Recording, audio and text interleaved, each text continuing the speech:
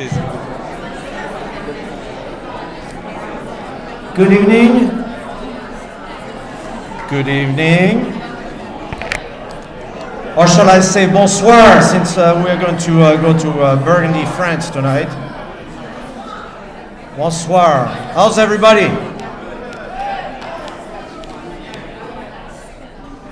And hello to everybody that's at home. Before we start, I don't think if everybody knows that we reopened for breakfast. So we opened for breakfast Tuesday through Saturday, and of course we're still open for brunch. All right, 7:30 in the morning. It's a buffet like we used to have, and it's downstairs. A few people asked me about the shipment, about the wine from last month.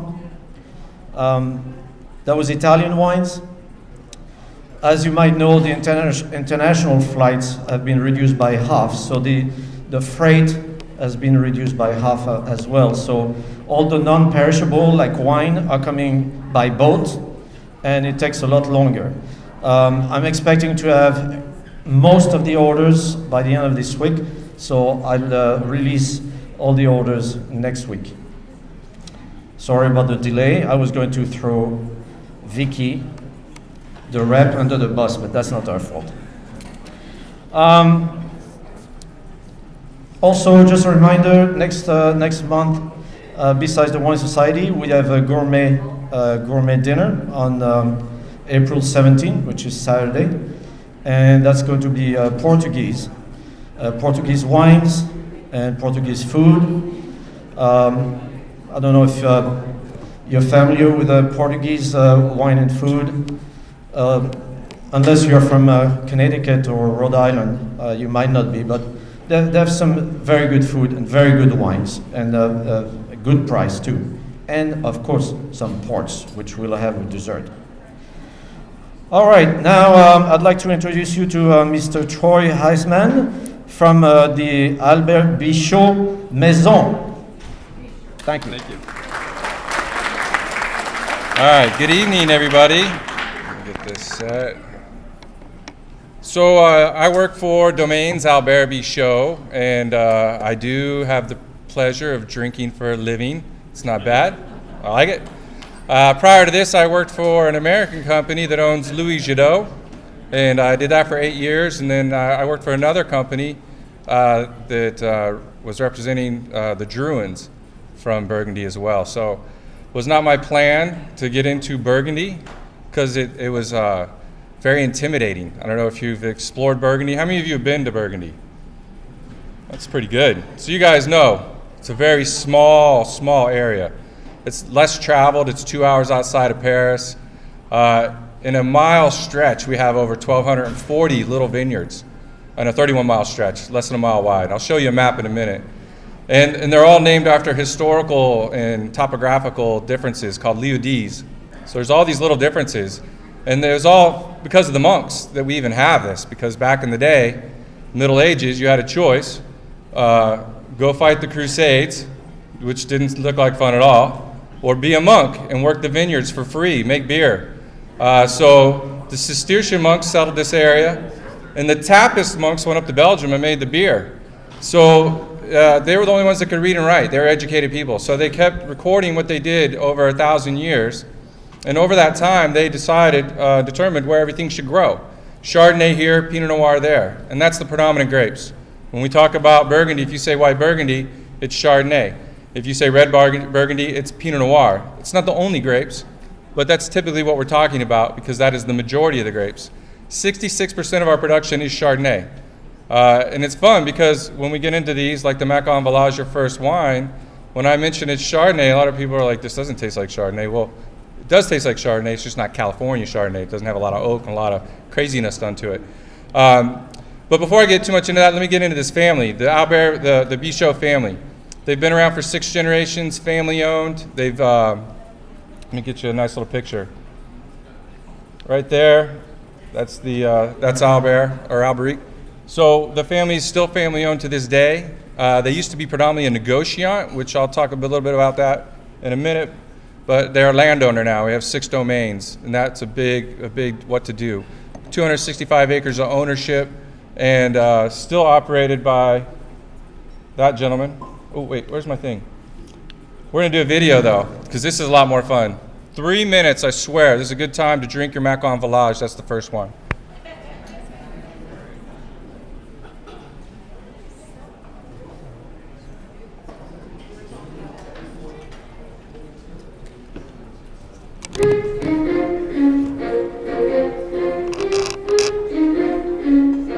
The family has been established in Burgundy since 1350, over 6 centuries. Since then, the family's coat of arms has depicted a deer and 3 oak trees. The deer is still the symbol of Albert Michaud. In 1831, Bernard Michaud founded a wine brokerage in Monterey, not far from Berne. 6 generations. It worked when we tested it. This always happens. Look, all this means is you have to drink more wine, so c'est la vie.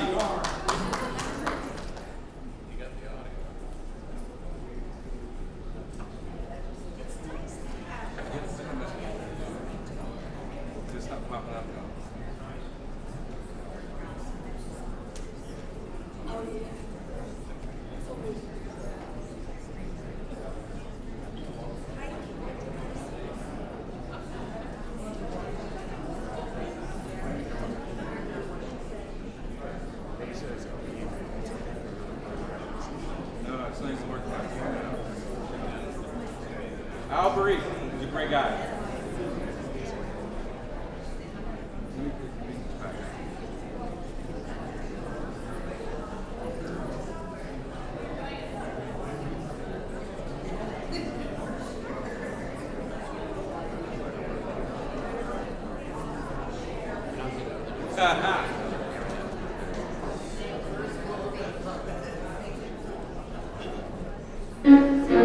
Bishop family has been established in Burgundy since 1350, over 6 centuries.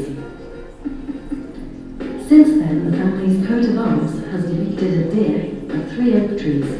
The deer is still the symbol of Albert Michaud. In 1831, Bernard Michaud founded a wine brokerage in Monterey, not far from Berne. 6 generations would succeed him, from father to son, up until the present day. Albert Michaud has been in charge of this unique legacy since 1996. Each day, he and his team stand behind the family values, audacity, high standards, and respect. Tasting an Albert Michaud wine offers an authentic, timeless moment of sharing an emotion to capture and discover the intense true spirit of Burgundy, if only for an instant. Albert Michaud owns 4 exceptional estates with a total of 100 hectares of vines among the most prestigious crus. Domaine Long du Paquet in Chablais, 65 hectares. Domaine du Clos Fontaine in Nuit Saint-Georges, 13 hectares. Domaine du Pavillon in Pommard, 17 hectares. Domaine Adélie in Mercure, 4.5 hectares. Albert Michaud's savoir-faire is founded on respect for terroir and for nature, and uses sustainable viticultural practices that are based on observation and prevention. Each estate boasts not only its own vines, but also the finest equipment for the vinification and aging of the region's wines, made with grapes purchased from our partner growers. Our teams include vineyard managers, who oversee viticulture, and cellar masters, who are responsible for the vinification and aging of the wines in our centuries-old cellars. Each September, the harvest marks one of the year's highlights. The Pinot Noir and the Chardonnay grapes are hand-picked and quickly transported to the estates. Vinifications last approximately 3 weeks in stainless steel tanks for the whites and in open wooden vats for the reds. Then comes the long aging period in tanks or oak barrels, which lasts between 12 and 18 months, depending on each terroir and on each wine's potential. In total, Albert Michaud vinifies and ages 3/4 of the wines that bear its name.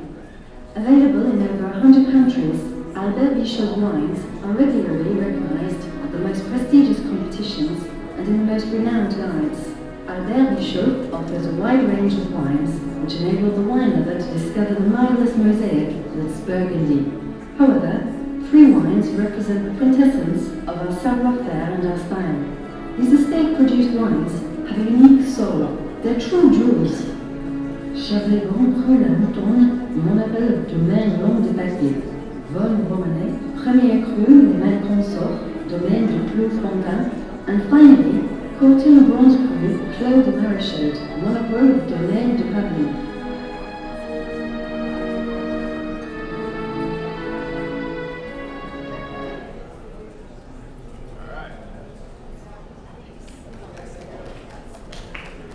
Thank you very much. I filmed that myself. Okay, so this is Alberic. You saw him in the video. His wife was at the table. Forgot about the microphone. Magic microphone. Yeah. So yeah, you saw all the winemakers who were featured in the video. They're all still there today. A great group.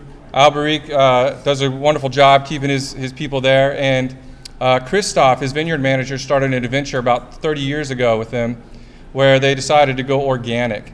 And it took that long to get to organic. So now, as of the 2018 vintage, almost all of our domain wines, except for the Chablis, because it's a very large property, it's going to take a little more time, are certified organic by the EU, not in the United States, because there are sulfites in our wines. But that happens naturally. We don't have to add sulfites. It's just naturally occurring. But it's too much to be qualified in the U.S. But they are organic wines for the domains. And then our Chablis, which is not, and you have that tonight, the domain Chablis, it's certified EcoCert, so they do sustainable farming. But again, it takes 20 years to get that organic certification, which is fantastic. And what we've seen over the last 20 years in the blind tastings, quality just keeps going up. The scores keep going up. Our winemaker, I pointed the little red dealie at him. He's winemaker of the year. His name's Alain Cerveau. 3 times in the last 13 years at the International Wine Challenge in London. 13 to 15,000 wines are submitted every year, and we've had and he's the #1 winemaker 3 times, and we've had the #1 wine twice, and this year we had the #1 organic wine in the world, which is our Volnay Les Santino. And Florida bought 26 packs of it. We didn't make a lot. So we have that on delivery this next week. So it's great. #1 organic wine in the world. That's a competition where it's all masters of wine doing that particular tasting. So let me keep clicking. This is Burgundy. You know, I mentioned that we have a map that explains everything. So you'll see this is where the domains are all laid out on Burgundy. This is really north to south. And then these are a lot of the wines we make. We have over 140 different SKUs of wine that we make, Chardonnays and Pinot Noirs, ranging from $8 a bottle up to $1,200 a bottle. So the $1,200 bottles come from this area right here. This is Von Romanée. And then you have a wine tonight. We're going to try Gevrey Chamberton up here, and a couple domain wines tonight. And then Chablis is actually over in this area. Chablis is about midway between Burgundy region and Champagne. So we make a Cremant in this area as well, and our Cremant has the same grapes that go in Champagne, about 1/3 of the price. Amazing wines. So I'm going to get into the first wine. This is what you have in the glass. This is a Macon Village. So this is from the Mackinac region. Feel free to drink ahead. I think there's more back there, I'm not sure. And we're going to raffle some stuff later, so, you know. So this is a village level wine. You know, in Burgundy we have levels. We have regional, village, Premier Cru, Grand Cru, right? Grand Cru is about 2% of the production. Premier Cru is about 15% of the production. And then you have the village and the regional make up the rest. But the regional is really 50%. I mean, it's a lot of production in the regional. This is a village level, but it's a unique. The main village in this area is Macon, but this grape comes from 80 different villages. Now, some of the neighbors or some of the villages this would come from, you've probably heard of, Puy-Foussay, maybe Virey-Clissay. Those are other villages that this wine could come from. It's not the grapes that made it into the Puy or into the Virey or things like that. So minimal oak, we're gonna do 20% barrels. It's gonna be neutral oak though, no new oak on this. It's going to be aged for a very short period of time. They're a little bit more viscous than the Chablis. So that's the second wine you're going to try is our Chablis. It's about 120 miles north to the Chablis district. And that's, like I said, that's the second wine. And the Chablis is all stainless, absolutely no oak, but it's a completely different soil. So this is a lot of limestone, which Chardonnay loves. And then the the Chablis comes from a soil called Kimmeridgian. So it's really young soil. It's only about 80 million years old, 80, 90 million years. So you can see the oysters in it. When you go in the vineyards of Chablis, you can find huge fossilized nautilus out in the vineyards. They found them. They got them all over the wine shops, the tasting shops. So that's what makes it a completely different profile. They're both Chardonnays, 100%. Absolutely no oak in the Chablis. It's fun to try them back and forth. It's kind of fun to let the whites warm up a little bit and go into the reds and go back and revisit the whites after they warm up a little bit. You'll get more nuances out of it, more of that minerality. If you ain't got time for that, we'll try and get you more later. But the point I'm making is we tend to serve our Chardonnays really cold. Not necessary with Burgundy. You get too cold, look, if you come to my house and I'm pouring you a really cold wine, it's because it's really bad wine.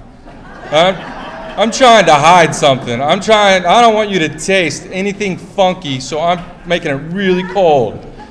Okay, if I am proud of my Chardonnay, it's going to be a little bit cooler than room temperature. I'm going to get that thing down around 55, 60 degrees, and it's going to warm up in the glass just slightly, and you're going to get a lot of different flavors and character. Think about that Chablis versus that Maconnais. The Macon wine is warmer, more viscous. It's got a little bit of oak. The Chablis has just this clean, crisp minerality and zero oak. And you could drink 2 bottles so easy in a day. I'm just saying. I don't judge in my house. You drink as much as you want. And I drink a lot of white wine now. I used to drink a lot of red like everybody else because I think that's the cool thing to do. And if I drink enough, I'll live forever, right? That's the plan. But I have a lot more enjoyment with Chardonnay every day. I drink a lot of these white Burgundies every day because they're just so easy to drink and delicious. I'll end my night with a big red with my meal because that's what Burgundy is. These wines really do want food. But these whites are a little bit easier without food, so I just find they're a little bit better day drinkers. And to help your conscience, they're only about 13% alcohol, so they're not super high in alcohol. They're not 17% red Zins. These are delicious, low alcohol white wines that you can drink all day long. So I thought you guys might like that. Here's the Chablis. Do you guys need a pause, or you want me to keep talking? Okay, because I'm good. I got to get a refill too.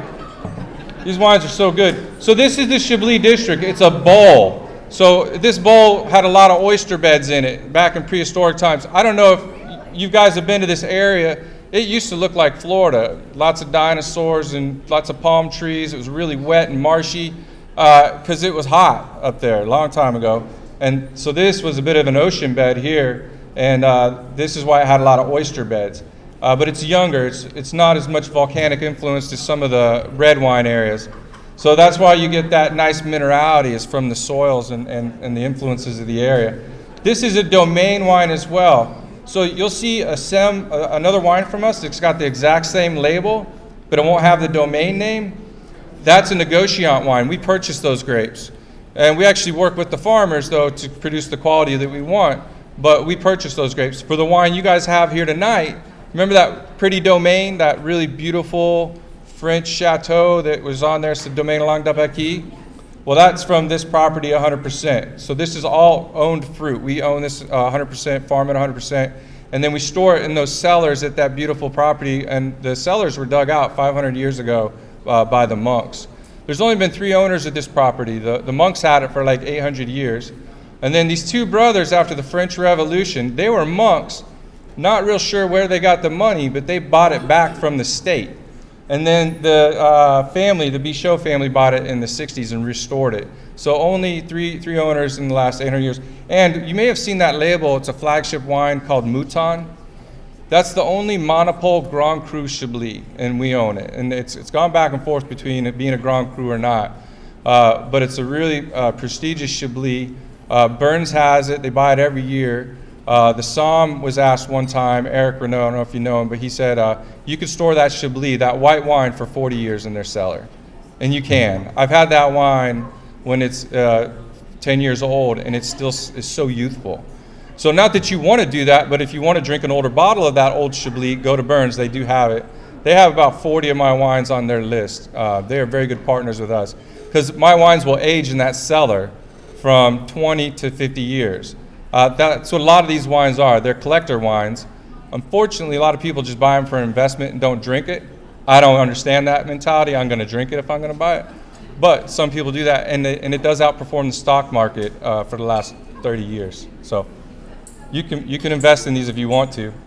But that's the property. That's a really beautiful, right over here, that's the winery, and the cellars are underneath.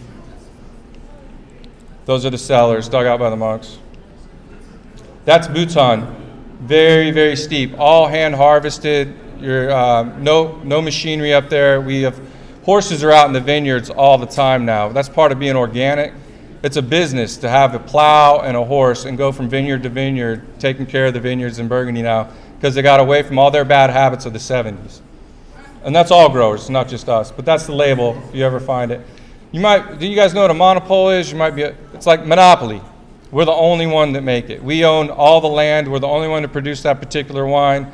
We have 5 monopoles in our book. That's a lot for any one producer to have 5 monopoles. Very proud of that. And they're all very, very prestigious wines. And now they're all certified organic, except for this guy.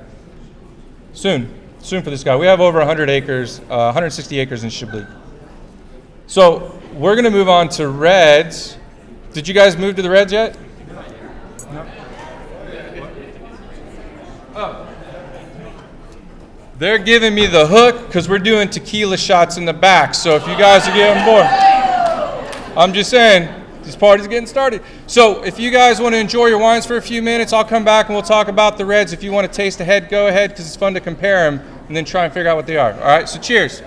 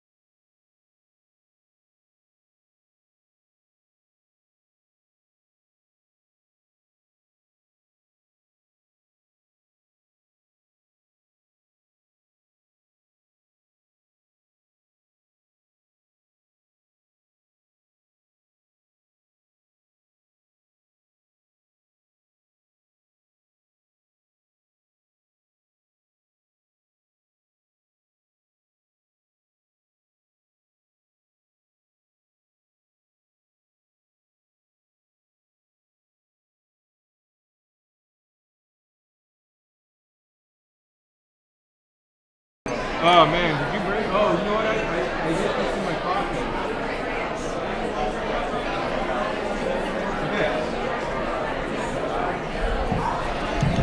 Okay. Hello? Testing. Testing. Okay, I hope you guys had a nice break. We're gonna keep powering on here. So, I told you earlier that I was doing Chardonnays and Pinot Noirs, but we threw you a little curveball. We went ahead and threw a Gamay in there because we do make another red grape. And it's funny because it's really more in the Rhone district, which is to the south of the Burgundy area, but it's the Beaujolais district. And you've probably seen Beaujolais Village in every grocery store, and this is a Beaujolais Village. There's Beaujolais, that's more regional. Beaujolais Village, it's going to come from multiple villages. And then you're going to have your cru. In your cru level, your cru Beaujolais, they're going to have village names. Fleury, Moulin-à-Vent, Rigny, Bruy, Côte de Bruy. So those are going to be names of particular areas. Now, I can tell you that our old vine, Moulin-à-Vent from Roche Grey, 80-year-old vines, can age out probably 50 to 80 years. That is an amazing wine. These wines are so high in acid, but you can't tell. They're super high in acid, and there's basically zero tannin in this Beaujolais Village. So I was visiting some folks over here, and I explained to them the reason we really love to show this wine is because if there's ever a wine made for Florida, it's this little guy right here. Because you can chill it down. You know, I'm not saying stick it in the ice, but lay it in your cooler on top of the ice. Let it come down a little bit in temperature. Pour it in your glass next to the pool. It's only 12.5% alcohol, so it's a great day drinker. You can have a few and then still go out and have some more wine and you're not completely polluted, you know? So it's a nice little wine. And it's really soft and easy to drink because there's basically no tannins. It's just a really soft profile. It pairs with anything. Spicy food, hot wings, burgers. It goes with veal, something rich, you know, lamb. It just pairs up a lot of stuff. Put it with a gumbo, right? A lot of complex flavors. So this is also a good charcuterie wine. When there's a lot of things in front of you, you know, you may have seen Beaujolais Nouveau during Thanksgiving. That's part of that's Gamay. I don't personally like Nouveau. That's my take.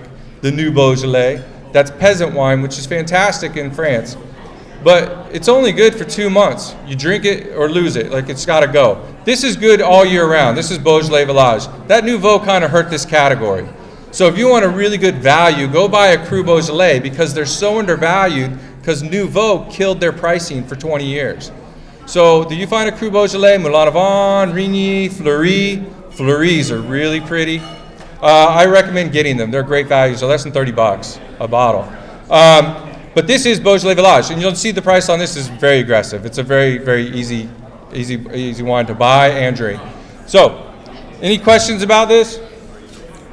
I have a picture of the winery. Pretty. Out in the middle of nowhere. So it's a chateau. So this is basically a state wine at $10 a bottle. So that's pretty unheard of. But these are family-owned properties out in the middle of nowhere. This is the grapes that grow in and around their property, and this is what they produce. They're delicious. So I hope you guys like this style. There's lunch right there. Okay, the secret. Now we're going back to Pinot Noir. So, yeah. This is the label. It's called The Secret de Famille. Okay, listen up. My wife is a 4th grade school teacher, and I know how to handle an unruly crowd. I have been taught the ways of the teacher. So, listen. This is a Pinot Noir. It's a brand new category, Bourgogne Côte d'Or. Now, what's the Côte d'Or? That's the Côte d'Or. This is the high rent district for Pinot Noir in the world and Chardonnay. So we produce this wine from a little village called Chamberton, Chamberton, and Nuit-Saint-Georges. Now, if you were to buy any of those bottles under their village name, it would be about $70 to $80, maybe $120 a bottle. But we source from the regional areas, the hilltops here, the valley here, and we make this Pinot Noir at a much better value. The 2019, we just got it rated. This is the 17. It got like a 90. But the 2019 just got a 91 in the Wine Enthusiast. So it's a very consistently well-rated wine. And I'm getting 92s for my wines that are 3 times the price. But we treat this like it's a higher caliber wine. We put it into oak barrels. And 20% of that oak barrel is new. So that's an investment. To use new oak barrels on something at this price, very expensive. French oak is very, very, very expensive nowadays. But it's from the Côte d'Or. It's a new designation. It's a regional wine. So it comes from multiple vineyards throughout the Côte d'Or. And the Côte d'Or is made up of two areas. The Côte de Beaune in the south and the Côte de Nuit in the north. The Côte de Beaune is where you're going to find your whites, your Chacham Montrachets, your Puligny Montrachets, your Merceaus. I have all those available in Florida. If you want some, they can get it for you. They're amazing. They're delicious. And then in the north, if you have a collector in the house and you want some Richebourg, we have a case of that for sale. It's only, I think, $8,000 a six-pack. Pretty good price considering the tariffs. Oh, the tariffs are coming off. Bonus, you get a 5% discount. So this is our secret Pinot, 100% Pinot Noir. We don't blend in Burgundy. You don't find Pinot blended with Gamay and Chardonnay blended with Aligoté. These are 100% varietal wines. So, and again, it's from the Côte d'Or, but most of it's up here. Now we're going to move to our last red. So this is Gevrey Chamberton. One of the things that makes this so attractive is it's really a large growing area. This is the largest growing area in Burgundy, is Gevrey Chamberton. So there's lots of different elevations. There's some hillside fruit. There's some valley floor fruit. This one is a single vineyard. It's a village level. It's as of the 2018 vintage, 100% certified organic. And it's called Les Mureaux, which Mureaux, that title, hey, listen up. This is Domaine de Clos de Fronton. So this is a domain wine for us, right? So we own it 100%. And this Les Mureaux, it's called a Lieu-dit. The Lieu-dit is a historical reference. So it refers to ancient walls that you can't see there anymore, but they used to be in that area, but walling in this vineyard. It's a Mureaux. So that's what that refers to right there. Those other little words will mean something. But it doesn't say Premier Cru. So because it doesn't say Premier Cru, you know, it's just a single vineyard basically. It's not a higher level Premier Cru. So that's what this is. 100% Pinot Noir, 20-25% oak, every year new oak. And what I like about Gevrey's is they're very silky to me. They have this amazing mouthfeel where you don't really need food all the time. For Pinot Noir, some of them can be pretty tight and you just have to have food. The acids can be high. It's the balance that you find in this wine is what makes it so great. Certainly ageable. You're looking at 20 to 30 years ageability if you really want. I would drink it at 7 years. It's going to be fantastic. 7 to 10, you're looking at amazing wine. So what vintage do we even have today? Is it the 17 or the 16? I had the 13 the other day, and it was just showing amazing. So this is a silky style of a Pinot Noir. This is what every Pinot Noir from Oregon wants to taste like. I don't know if you've ever had Domaine Drouhin from Oregon, but it's really similar in that style. They want to be like this. So also interesting note, Napoleon's favorite wine was Chamberton. So that was his wine. And the only out of stock he ever had was at Waterloo, which did not work out. So you need to really stock your cellars in case a hurricane comes through. You don't want to have your Waterloo, right? So buy lots of this Gevrey Chamberton. Consistently rated 90 and above. I mean, I could say that about 40 of my wines. Consistently rated, highly rated, all the way across the board. So there's a nice picture of the mountain. There's the village. That's the winery. And then that's where our little vineyard is. Whoops. There's our little vineyard next to the village, just right on the bottom of the hill, right down here. And we're turning this actually into a 8-bedroom, I don't want to call it a B&B, but basically a B&B. It's a $2 million renovation going in there, so it used to be a convent, but it's our winery now. And then more pretty pictures. This is Chateau Gris. This is I told you about the horses. Oh, I wasn't making that up. Thank you. Thank you. So, hey, I appreciate you guys drinking our wines and trying our wines tonight. I appreciate your hospitality. Do you have more to pour? They said no refills. That's not my rule. There's plenty of extra wine out there. Well, thank you so much. Thank you so much. All right. It's time to give away some wine. All right. Need my help?